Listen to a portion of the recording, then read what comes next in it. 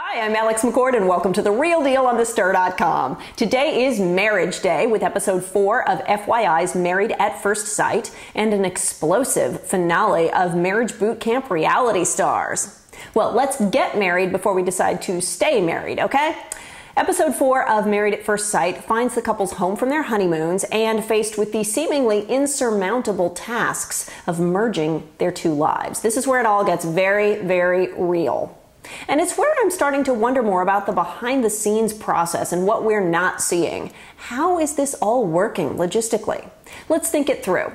At some point, these couples would have had to legally get married. And to be married in New York City, you can start the process online, meaning producers could have submitted the application for the marriage license for each couple before they met each other.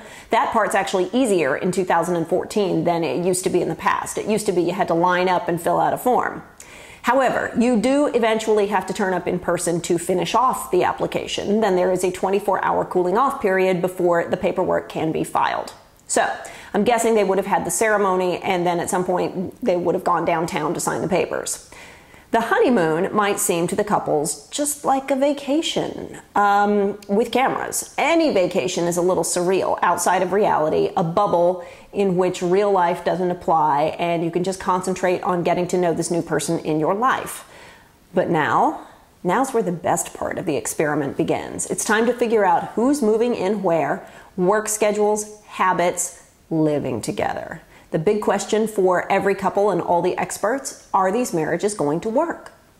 But before we get to the relationships, I have more logistical questions. Of course I do.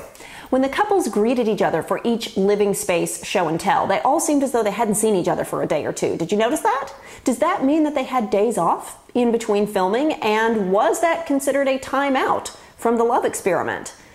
The first few years that Simon and I were on reality TV, we both worked 40 to 50 to even 60 hours a week in addition to shooting the show. So we only filmed evenings and weekends, and it was so incredibly difficult.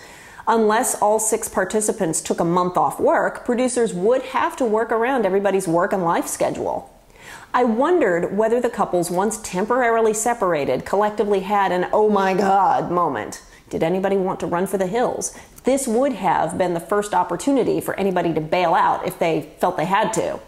Well, whether anyone had second thoughts or not, everyone did step up to the plate and continue the experiment and move in together. Which brings up, of course, another logistical question. Did the producers schedule filming near the end of the month so that they could all rent apartments? What do you do with an apartment for 1 month? They are all furnished. Are they using Airbnb? What's going on here? The landlord in me wants to know. All right, now I'm going to let go of the logistics. Phew. Let's talk relationships.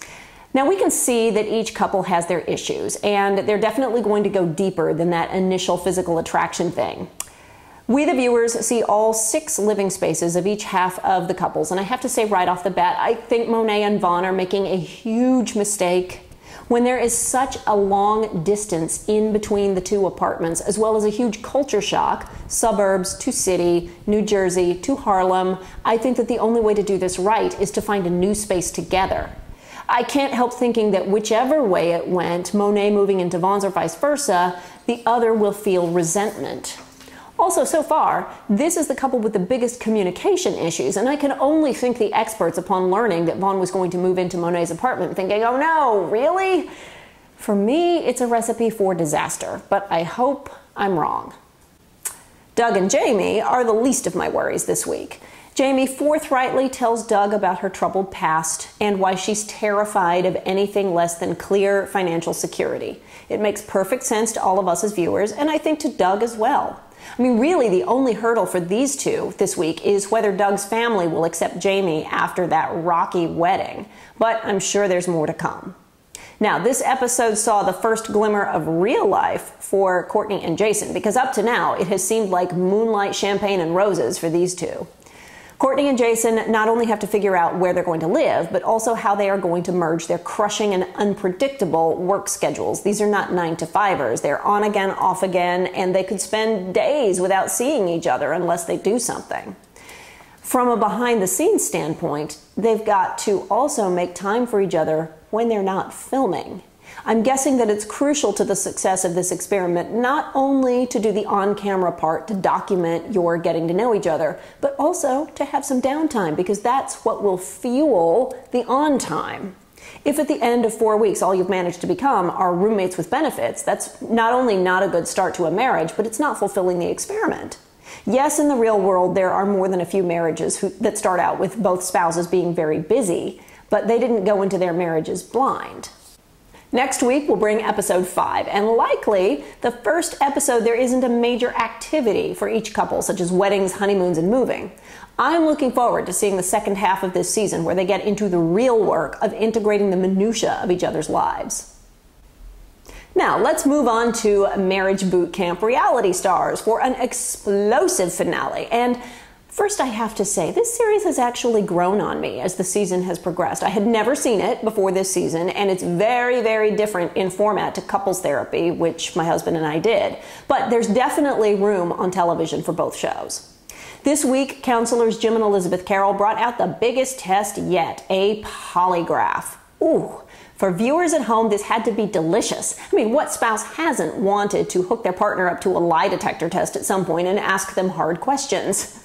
No couple got off easy, except perhaps Trista and Ryan, who were the only couple that did not lie to one another. Tanisha and Clive brought up an interesting dilemma. Would you rather learn bad news by your partner telling you up front, or by the polygraph picking up them lying? Clive definitely did the right thing in my book, though Tanisha didn't want to hear that he had been involved with someone else. The rest of the couples all got caught lying about something. Gretchen doesn't trust Slade to lead. Slade doesn't want to be a stay-at-home dad. Jenny is hiding things from Roger. I think part of what makes this show successful is that you have big exercises for the big personalities. While at the beginning of this season, Tanisha felt like she was going to suck all the air out of the room, by the time we've gotten to the finale, everyone has their issues, and it doesn't seem like she's chewing up the entire show. Or perhaps we've all gotten used to her. Next, the men and women separate and go out to clubs, and here is where you see some issues that were not necessarily discussed in therapy. Clive drinks way too much, gets the men thrown out of the bar, and then vomits all the way home. Ooh. Now, from a behind-the-scenes perspective, high five to the cameraman, and in a way, also to Clive, because once Clive felt nauseous, he had to hold it in just long enough for the cameraman to get in place. I cannot believe they caught that. That camera person had to move fast. In a confessional interview, you see Tanisha worrying about Clive's alcohol intake, and it might have been a reaction interview filmed after they knew they'd gotten Clive throwing up, but either way, it fits together nicely with their overall narrative. And in the end, these two just need to stay as far away from one another as possible. Clive finally grew to realize that, and it was clear that Tanisha wanted to be the big bad rejecter. She wanted it to be her decision to leave the relationship. She could not handle being rejected by him. She's used to having him as a punching bag, literally, and couldn't believe that he didn't want to be that anymore. But I'm getting ahead of myself. The final scene involved the producers taking a page from both The Bachelor and docu-soap shows, which I think worked nicely. In a way, the boot camp show provides a definitive closure that couples therapy doesn't. Now, whether that closure will stick, who knows? But in a big wedding-like ceremony, each couple had to choose whether to commit to one another or leave the relationship. Yes or no. Marriage or divorce. Jenny made a grand romantic gesture to Roger, offering to skip filming the big ceremony since he likes to try and keep a few things off reality TV.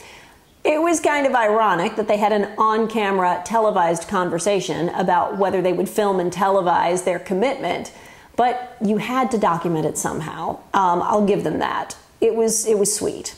Of those who did participate in the ceremony, there were 2 clever fake-outs, and it left me wondering whether those were planned for good TV, really heartfelt, or a combination of the two. And I'm thinking it was probably the latter. I mean, knowing what they wanted to do with their partners, and knowing that they were making a reality TV show and wanting to make it good, and knowing they wanted to create a little suspense, I think both Slade and Tracy Braxton's husband, Kevin, decided to surprise their mates. Kevin surprised Tracy with a new ring, which was lovely. Slade really stepped up. He said that the person who got engaged to Gretchen on The Housewives was dead. but this new man wanted to marry her. See, these two met on reality TV, and their relationship has been plagued with all the heartache and toxic nonsense that goes along with docusoap reality TV, particularly The Housewives. Then they went through the shaming experience of being very publicly fired by Bravo, which is a rough thing to go through. I've said myself in the past that the person that I was before reality TV is dead, and I'm a new person now. It's a common feeling among people who have gone through this type of experience. Now, I'm not objective at all about Gretchen and Slade, but I have to say, I'm pulling for them. The series ends with a "where are they now" crawl across each couple, a la The Housewives, but that's not all. Next week, event planner David Tutera's show premieres in the same time slot, planning parties for various celebrities. And it looks like we have at least 2 marriage boot campers involved, along with Jenny and Roger's wedding and Tanisha's, what do we call it, divorce party? Additionally, the Braxton Family Values premieres in a couple of weeks with Tracy and Kevin amongst the other family members. And I have to say, well played, WeTV. You get everybody involved in the drama of these people's lives, invested in the outcome, and you want to see what happens next, which should boost ratings for both David Tutera and Braxton Family Values. Good job, people. Let me know what you thought in the comments. For now, I'm Alex McCord. You are watching The Real Deal on thestir.com. Don't forget to subscribe on YouTube, and I will see you tomorrow.